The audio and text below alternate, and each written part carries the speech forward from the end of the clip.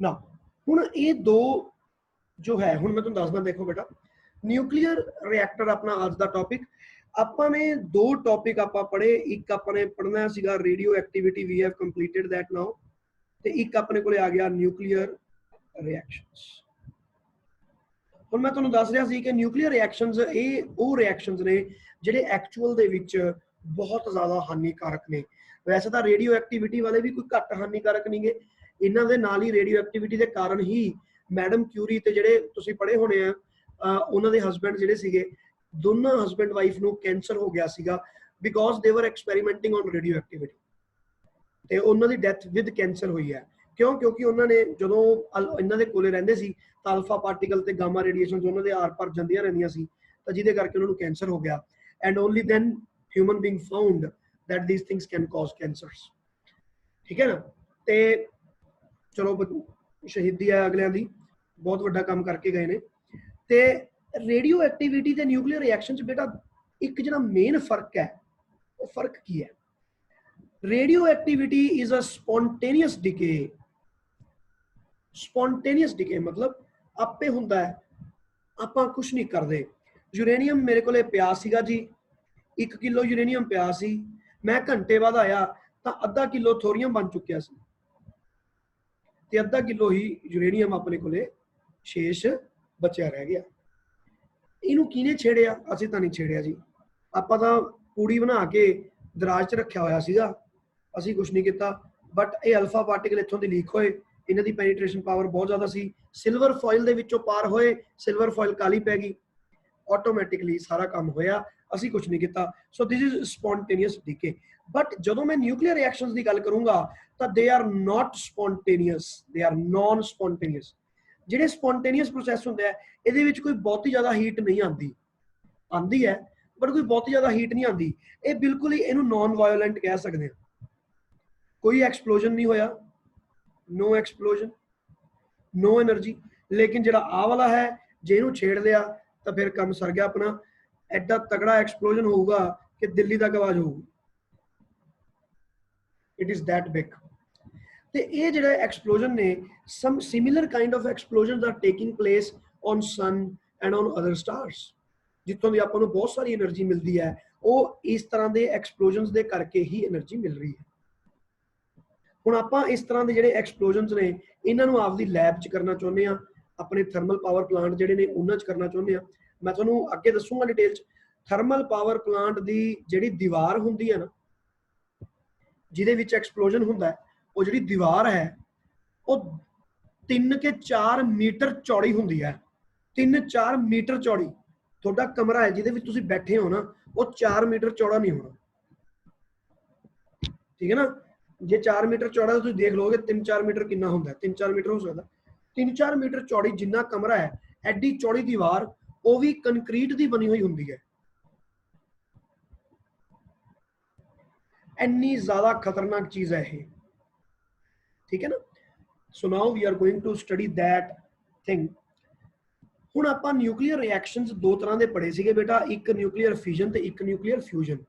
तो सब तो पहला आपां न्यूक्लीयर फिजन पढ़ांगे, फिर आपां न्यूक्लीयर फ्यूजन पढ़ांगे। तुहानूं याद होएगा आपां बाइंडिंग एनर्जी पर न्यूक्लियन वाला ग्राफ ड्रॉ किया सी।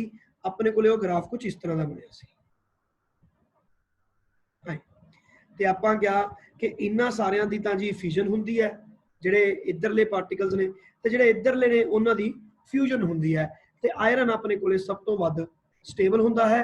मैं उम्मीद करदा तुहानूं सारिआं नूं ये चीज़ याद है, क्योंकि तुसीं असाइनमेंट भी लिखी सी।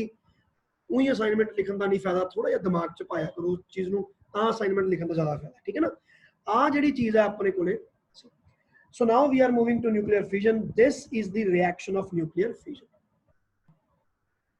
हुण देखो हैगा अपने कोले हुण भी यूरेनियम, लेकिन फर्क की पै गया?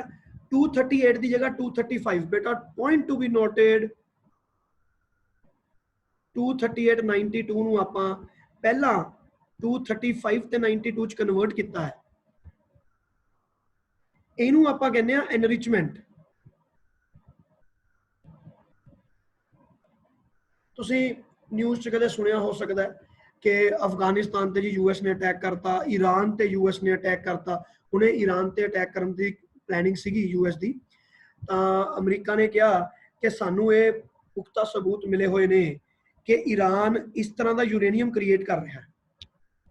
ਈਰਾਨ ਨੇ ਐਨਰਿਚਡ ਯੂਰੇਨੀਅਮ ਕ੍ਰੀਏਟ ਕੀਤਾ ਹੈ ਤੇ enriched uranium is required for creating explosions. ਕਿਉਂਕਿ ਜੇ ਤੁਸੀਂ ਪੀਸਫੁਲ ਯੂਜ਼ ਕਰਨਾ ਹੈ ਤਾਂ ਤੁਹਾਨੂੰ ਯੂਰੇਨੀਅਮ 238 ਦੇ ਨਾਲ ਹੀ ਤੁਹਾਡਾ ਕੰਮ ਸਰ ਜੂਗਾ, ਤੁਹਾਨੂੰ ਇਹਨੂੰ ਯੂਰੇਨੀਅਮ 235 ਚ ਕਨਵਰਟ ਕਰਨ ਦੀ ਕੋਈ ਲੋੜ ਨਹੀਂ ਹੈ। ਤੁਸੀਂ ਇਹਨੂੰ ਕਨਵਰਟ ਕੀਤਾ ਕਿਉਂ? ਉਹਦੇ ਬਾਰੇ ਅਮਰੀਕਾ ਨੂੰ ਖਬਰ ਮਿਲ ਗਈ, ਤਾਂ ਅਮਰੀਕਾ ਕਹਿੰਦਾ ਕਿ ਭਾਈ ਇਹਦਾ ਮਤਲਬ ਇਹ ਹੈ ਕਿ ਈਰਾਨ ਬੰਬ ਬਣਾਉਣ ਦੀ ਫਿਰਾਕ 'ਚ ਹੈ ਤੇ ਅਸੀਂ ਨਹੀਂ ਚਾਹੁੰਦੇ ਕਿ ਉਹ ਬੰਬ ਬਣਾ ਸਕੇ, ਉਹਨਾਂ ਨੇ ਭਾਈ ਬੰਦੂਕਾਂ ਕੱਢ ਲਈਆਂ। So this process is called enrichment. This is known as enriched uranium. ਇਹਨੂੰ ਯਾਦ ਰੱਖਣਾ, ਮੈਂ ਕਹਾਣੀ ਇਸ ਕਰਕੇ ਸੁਣਾਉਣਾ ਤਾਂ ਕਿ ਤੁਹਾਨੂੰ ਪੱਲੇ ਪਵੇ ਗੱਲ। ਆਹ ਯੂਰੇਨੀਅਮ ਆਪਣਾ ਰॉ ਮਟੀਰੀਅਲ ਹੈ ਜਿਹੜਾ ਜ਼ਮੀਨ ਚੋਂ ਮਿਲਦਾ ਹੈ, ਇਹਨੂੰ ਆਪਾਂ ਐਨਰਿਚ ਕਰਕੇ ਲੈਬ 'ਚ ਆ ਬਣਾਉਂਦੇ ਆ, ਇਹਨੂੰ ਕਹਿੰਦੇ ਆ ਹਾਈ ਗ੍ਰੇਡ ਯੂਰੇਨੀਅਮ।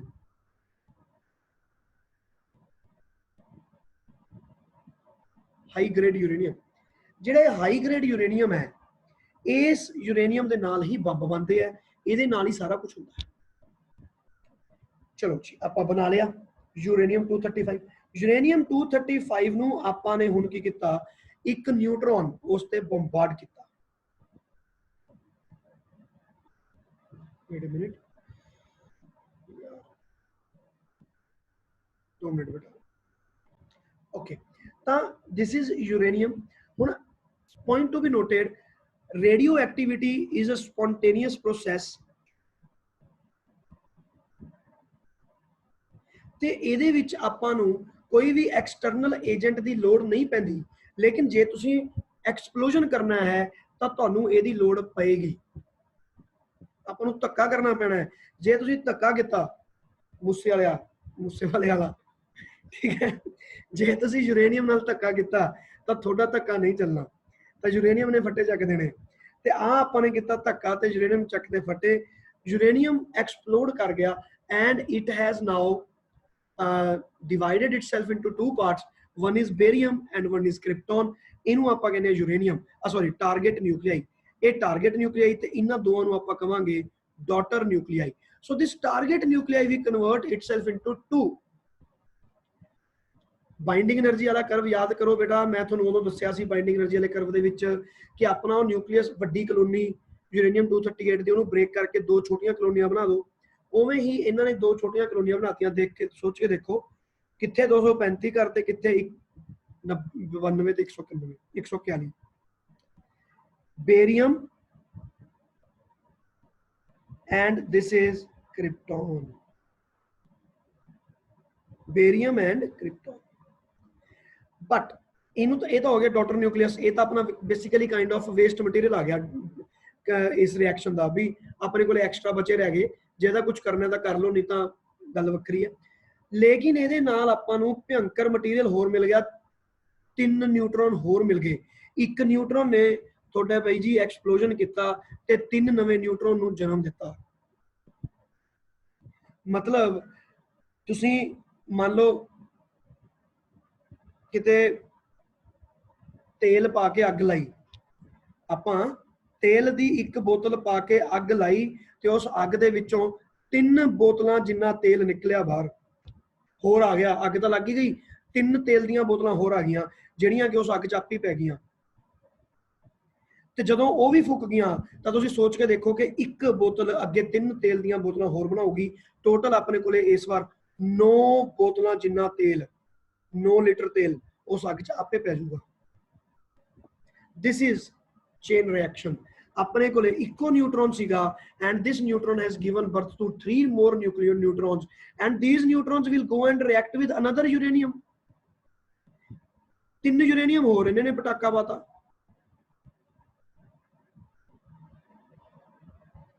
ਠੀਕ ਹੈ ਕਿ ਨਹੀਂ? ਨਿਊਟਰੋਨ ਕਹਿੰਦਾ ਮੈਂ ਕਿਹਾ ਸੀ ਧੱਕਾ ਨਾ ਕਰੋ। ਹੁਣ ਆ 3 ਹੋਰ ਐਕਸਪਲੋਜ਼ਨ ਹੋ ਗਏ, ਕਹਿੰਦਾ ਮੈਂ ਕਿਹਾ ਸੀ ਧੱਕਾ ਨਾ ਕਰੋ, ਤੁਸੀਂ ਮੰਨੇ ਨਹੀਂ। ਜਦੋਂ ਇੱਥੇ ਐਕਸਪਲੋਜ਼ਨ ਹੋਇਆ 3 ਨਿਊਟਰੋਨ ਹੋਰ ਆ ਗਏ ਬਾਈ ਜੀ, ਇਹਨੇ 3 ਨਿਊਟਰੋਨ ਇਹਨਾਂ ਨੇ ਹੋਰ ਦੇਣੇ ਆ। ਤਾਂ ਇਸ ਤਰ੍ਹਾਂ ਆਪਣੇ ਕੋਲੇ ਇੱਕ ਇੰਨਾ ਗੰਦਾ ਰਿਐਕਸ਼ਨ ਬਣਦਾ ਹੈ ਕਿ ਇਹਨੂੰ ਆਪਾਂ ਕੰਟਰੋਲ ਹੀ ਨਹੀਂ ਕਰ ਸਕਦੇ। ਇਹਨੂੰ ਕਹਿੰਦੇ ਆ uncontrolled nuclear ਫਿਜ਼ਨ reaction. Uncontrolled nuclear ਫਿਜ਼ਨ reaction ਆਪਾਂ ਕੰਟਰੋਲ ਨਹੀਂ ਕਰ ਸਕਦੇ ਭਾਈ। ਤੇ ਹੀਟ ਕਿੰਨੀ ਨਿਕਲੂਗੀ?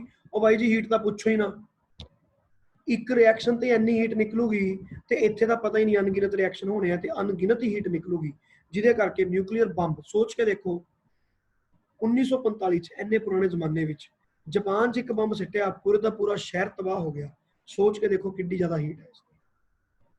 ਤੇ ਅੱਜ ਦੇ ਜ਼ਮਾਨੇ ਦੇ ਜਿਹੜੇ ਬੰਬ ਨੇ ਉਹ ਤਾਂ ਪਤਾ ਹੀ ਨਹੀਂ ਕਿੰਨੇ ਡੇਂਜਰਸ ਹੈ। ਵੀ ਡੋਂਟ ਇਵਨ ਨੋ ਕਿ ਜੇ ਐਕਚੁਅਲ ਚ ਚੱਲ ਗਿਆ, ਕਿਉਂਕਿ ਉਹ ਤਾਂ ਆਪਾਂ ਚਲਾ ਕੇ ਦੇਖੇ ਸੀ, ਇਹ ਵਾਲੇ ਤਾਂ ਚਲਾ ਕੇ ਵੀ ਨਹੀਂ ਦੇਖੇ। ਜੇ ਚੱਲ ਗਿਆ ਪਤਾ ਹੀ ਨਹੀਂ ਕੀ ਕੁਝ ਡਿਸਟਰਬ ਹੋਊਗਾ, ਪਤਾ ਹੀ ਨਹੀਂ, ਪੂਰੀ ਦੀ ਪੂਰੀ ਸਟੇਟ ਹੀ ਉੜ ਜੂਗੀ ਇੱਕ ਬੰਬ ਚ, ਪੂਰੀ ਦੀ ਪੂਰੀ ਸਟੇਟ, ਪੂਰਾ ਮੁਲਕ ਇੱਕ ਬੰਬ ਚ। ਇੰਨੇ ਖਤਰਨਾਕ ਬੰਬ ਹੈ। ਐਨੀਵੇਜ਼ ਆਪਾਂ ਚੱਲਦੇ ਹਾਂ, we restrict ourselves to physics. This is enriched uranium. Now ਆਪਾਂ ਨੇ ਇੱਕ ਨਿਊਟਰੋਨ ਪਾਇਆ, ਬੇਰੀਅਮ ਬਣ ਗਿਆ, ਕ੍ਰਿਪਟੋਨ ਬਣ ਗਿਆ, 3 ਨਵੇਂ ਨਿਊਟਰੋਨ ਆਏ ਤੇ ਬਹੁਤ ਸਾਰੀ ਆਪਾਂ ਨੂੰ ਹੀਟ ਮਿਲੀ। ਹੀਟ ਕਿੱਥੋਂ ਮਿਲੀ? mc², ਜਿਹੜੀ ਮੈਂ ਤੁਹਾਨੂੰ ਦੱਸੀ ਸੀ ਬਾਈਂਡਿੰਗ એનર્ਜੀ, ਉਹ ਵਾਲੀ ਇਹਦੇ ਵਿੱਚੋਂ ਦੀ ਹੀਟ ਰਿਲੀਜ਼ ਹੋਈ ਤੇ ਆਪਾਂ ਨੂੰ ਬਹੁਤ ਸਾਰੀ ਹੀਟ ਮਿਲ ਗਈ। ਦੇਖੋ the mass of uranium minus mass of barium and krypton, ਜਿਹੜਾ ਬਚਿਆ ਹੋਇਆ ਮਾਸ ਰਹਿ ਗਿਆ ਵੀ ਜਦੋਂ ਬੰਬ ਐਕਸਪਲੋਡ ਹੋਇਆ, ਜਿਹੜਾ ਚੂਰਾ ਜਿਹਾ ਰਹਿ ਗਿਆ, ਉਹ ਚੂਰਾ, ਉਸ ਚੂਰੇ ਤੋਂ ਆਪਾਂ ਨੂੰ એનર્ਜੀ ਬਰਾਮਦ ਹੋ ਗਈ। ਬੇਟਾ ਕਹਾਣੀ ਸਮਝ ਲੱਗੀ ਕਿ ਨਹੀਂ ਲੱਗੀ, ਇਹ ਦੱਸੋ ਪਹਿਲਾਂ। ਇੱਥੋਂ ਤੱਕ ਕੀ ਸਟੇਟਸ ਹੈ? हाँ भी एवरीबॉडी बोलो यस नो फटाफट।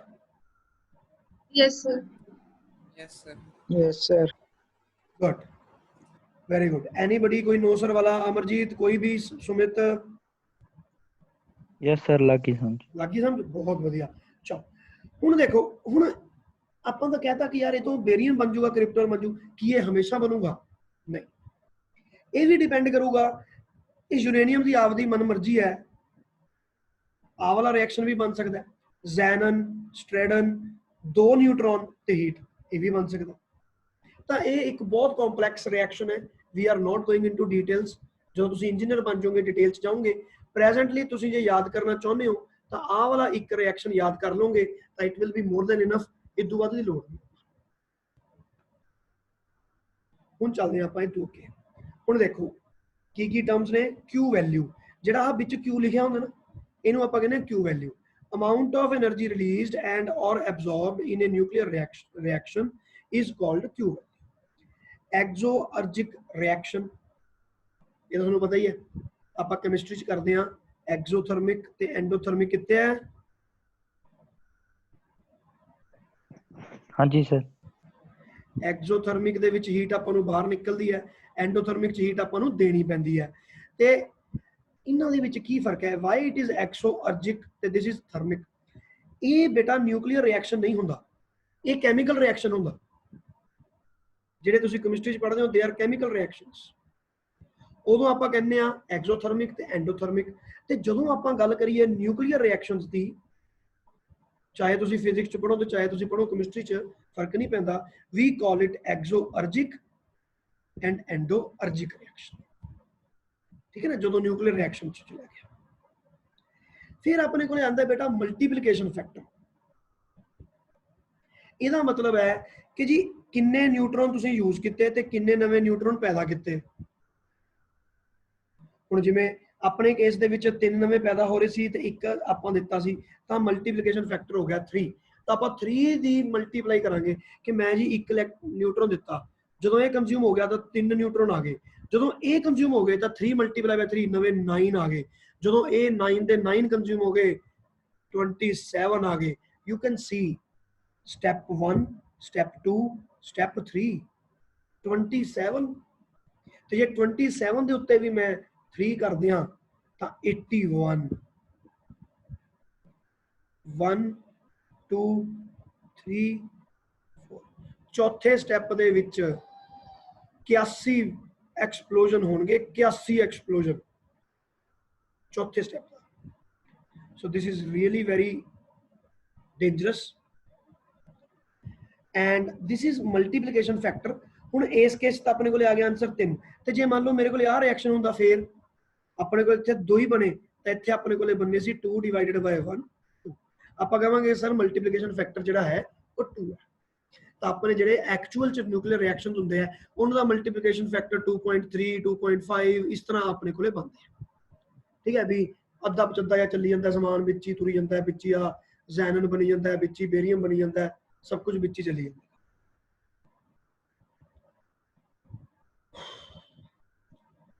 Now this is an example of chain reaction। ਇੱਥੋਂ ਤੱਕ ਹੀ ਆਪਾਂ ਅੱਜ ਕਰਾਂਗੇ। ਆ ਸੀ chain reaction। chain reaction ਕੀ ਹੈ ਦੇਖੋ, when the number of fusions taking place at each successive stage goes on increasing at a very high rate। ਇੱਕ ਨਿਊਟਰੋਨ ਸੀਗਾ, ਬੇਰੀਅਮ ਤੇ ਕ੍ਰਿਪਟਨ ਨੂੰ ਤਾਂ ਅਲੱਗ ਕਰ ਦੋ, ਮੇਰੇ ਕੋਲ 3 ਨਵੇਂ ਬਣ ਗਏ। ਇਹਨੇ ਫਿਰ ਜਰਾ ਯੂਰੇਨੀਅਮ ਨਾਲ ਪਟਾਕਾ ਪਾਤਾ, ਫਿਰ 3 ਬਣ ਗਏ। ਉਦੋਂ ਅੱਗੇ ਜਾਈ ਜਾਵਾਂਗੇ 27, ਉਦੋਂ ਅੱਗੇ 81 ਨੂੰ ਜੇ ਤੁਸੀਂ 3 ਨਾਲ ਗੁਣਾ ਕਰੋਗੇ ਤਾਂ ਕਿੰਨਾ ਜੂਗਾ 8 3 24 240 243 ਸਮਥਿੰਗ ਲਾਈਕ ਦਿਸ ਹੈ ਨਾ, 243 ਤੱਕ ਚਲਾ ਜਾਏਗਾ। ਇਹ ਐਂ ਕਰਕੇ ਬਣਦਾ ਹੈ। So this is called chain reaction. ਬੇਟਾ ਇਸ ਦੇ ਉੱਤੇ ਬੜੇ ਕੁਐਸਚਨਸ ਆ ਜਾਂਦੇ ਆ, what is a chain reaction and what is uncontrolled nuclear reaction। this reaction is known as uncontrolled